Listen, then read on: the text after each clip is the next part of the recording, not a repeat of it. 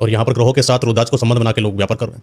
बहुत अच्छे वाला व्यापार कर रहे हैं। एग्जैक्टली क्या हुआ था इस बात को समझिएगा कि जब हमारे ऋषि मुनियों ने इस बात को समझा, हमारे ऋषि मुनियों ने समझा, लेकिन पब्लिक के सामने वो कैसे आया, है ना, वो व्यापारिक दृष्टि से आया। हमारे ऋषि मुनियों ने उस बात को कैसे समझा कि उन्होंने जब दो मुखी रुद्राक्ष पहना, उनको ठंडक महसूस हुई, शीतलता महसूस हुई, तो वहां उन्होंने ये समझ के देखा कि इस रुद्राक्ष में जो इतनी शीतलता है कि मेरी भावनाएं या मेरे इमोशंस भी जो हैं वो बैलेंस हो रहे हैं, मेरे विचार बैलेंस हो रहे हैं, है ना, विचार थम से गए, जो मन बहुत चंचल था वो भाग नहीं रहा है। वहां उन्होंने इस दो मुखी रुद्राक्ष को चंद्रमा के साथ जोड़ दिया।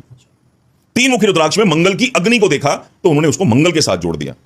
चार मुखी रुद्राक्ष जो है उनके जो लॉर्ड है ब्रह्मा जी हैं, मां सरस्वती हैं, लेकिन जब उन्होंने देखा चार मुखी रुद्राक्ष पहनने के बाद मेरी बुद्धि बहुत तेजी से काम कर रही है, उन्होंने उनको बुध के साथ जोड़ दिया। तो ये चीज ऐसे चली।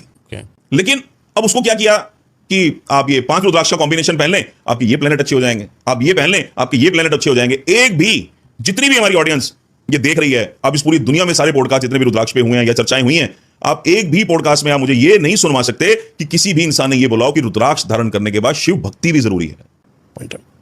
कि जिस शिव को आप रुद्राक्ष रूप में धारण कर रहे हो, क्या वो शिव की भक्ति करते हैं? नहीं करते हैं। हर इंसान क्या है, एकदम से बड़ा बनना चाह रहा है, या यूं हम कहें गूगल पे उसने सर्च किया कि इस प्लेनेट के लिए ये रुद्राक्ष अच्छा है। हमारे पास भी कॉल्स आती हैं कि मेरी केतु की माता चल रही है, मैं नौ मुखी रुद्राक्ष पहन लूं।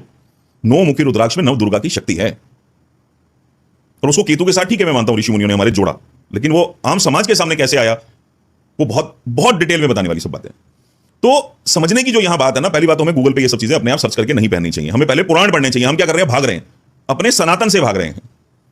हम उसको पढ़ना नहीं चाह रहे हैं। अब उसको पढ़ना नहीं चाह रहे तो हमें नॉलेज कहां से मिलेगी? फायदा वहीं से चाहिए। हाँ, तो जब हम पुराणों को पढ़ेंगे ना तो हमें सब चीजें समझ में आती हैं कि भगवान शिव ने बिल्कुल स्पष्ट रूप से मना किया हुआ है कि सिर्फ 6 मुखी रुद्राक्ष कार्तिक जी का रुद्राक्ष है, जिसको ग्रहों के साथ जोड़ा जाए तो शुक्र का रुद्राक्ष है कि आप अपनी बाजू में धारण कर सकते हैं। बाकी सभी के सभी रुद्राक्ष गले में धारण करने चाहिए। गले में धारण करने का बहुत बड़ा कारण स्वयं शिव समझा रहे हैं।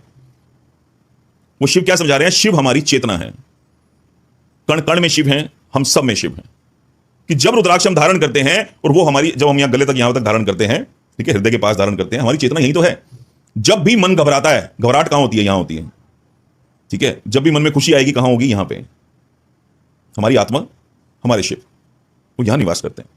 कि जब ये चीज बोली गई कि देवताओं में जब चर्चा हुई और इस बात को बोला गया कि जब भगवान शिव हिमालय पर रहते थे, है ना, कैलाश पर्वत पर रहते थे, कि मैं कहां रहूं कि जहां मुझे इंसान ना ढूंढ पाए। इस चर्चा का जो निष्कर्ष निकला था वो ये निकला था कि आप इंसान के अंदर वास करो, इंसान आपको कभी नहीं ढूंढ पाएगा। तो यानी कि शिव जी जो है चेतना में, हमारी चेतना है। आप देखो ना, जरा सी कोई जीवन में घटना होने वाली होती है, हमारा शिव जो है हमें चेता देते हैं, हमें इंट्यूशन आने लग जाती है, गलत होने वाला है, कुछ गलत होने वाला है, मन बुझ जाएगा, है ना, हमारे विचार बदल जाएंगे, हम कहना